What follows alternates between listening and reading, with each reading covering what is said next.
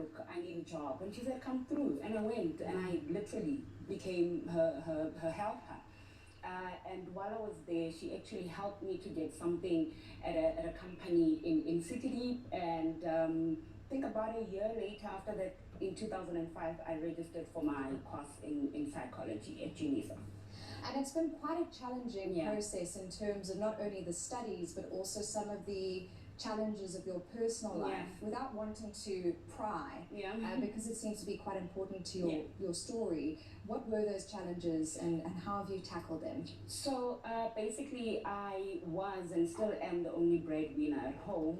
So it was very difficult for me to take more than 5 modules in my journey of studying.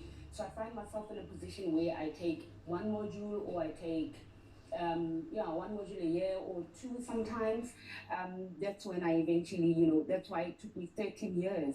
But in the midst of all of that, I then get kidnapped, I got robbed, and I got raped. In September, while I was due to write my exams in October, and I actually did go and write, but that healing journey took a toll on me, and I found myself at one stage not going to school or not registering because I needed to just take it all in and heal. Yeah. I mean, the wake of being someone, let's not leave them as a phantom, someone kidnapped you, robbed you, and raped you, and yet a month later you still persisted with writing your exams. And I see your book says, I'm more than a conqueror. I am. But that kind of trauma is profound, and it's something a lot of students will be able to identify with. So what advice do you have on getting through that and overcoming that kind of assault and crime? For me, I usually say, know the weather forecast of where you come from. We don't come from the same backgrounds. Yours could be different from mine, and mine is what drove me. I knew that I don't want my mother to continue living in a mud house.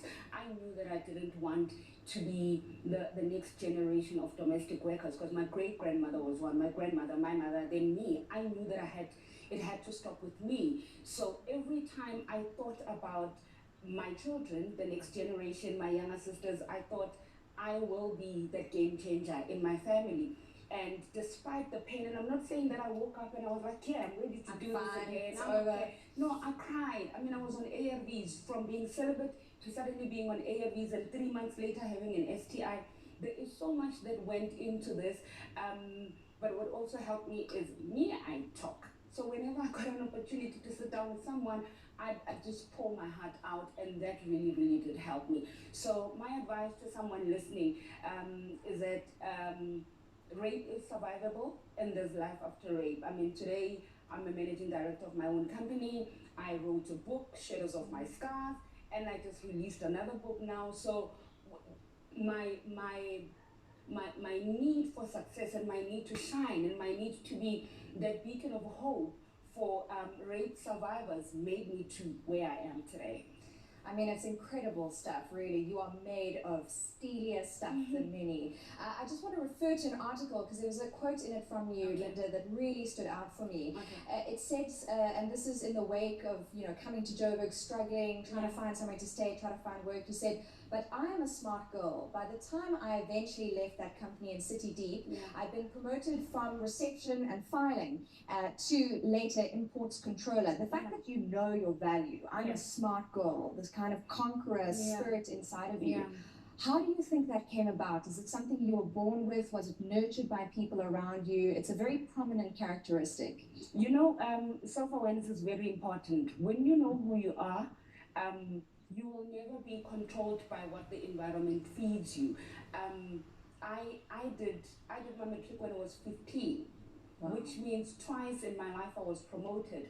There's certain grades I didn't do, and there's certain grades I did in 1 year, like grade 8 and 9, I did them in 1 year. So I knew my worth, I knew what I'm made of. And when all of this was happening, I kept on saying, go, you're gonna make it, go, you're gonna shine, go, you're gonna get there. And because I kept on feeding my mindset with such positivity, even with the negative that was being brought to me by the environment, my mindset remained steady on that which I believe I am. Linda Maponyane, we're going to have to wrap it up, but before you go, you're working on your book business now, And as things move forward, what's next for you, just quickly? So it's a media house, and what's next for me is doing television programs and filmmaking in the future. Fantastic. Thank you for that little burst of inspiration on ENCA so much Live for this having afternoon. me. And all the best with your book. Thank you. Thank you. That was author and entrepreneur extraordinaire, I would say, Linda Maponyane. Now moving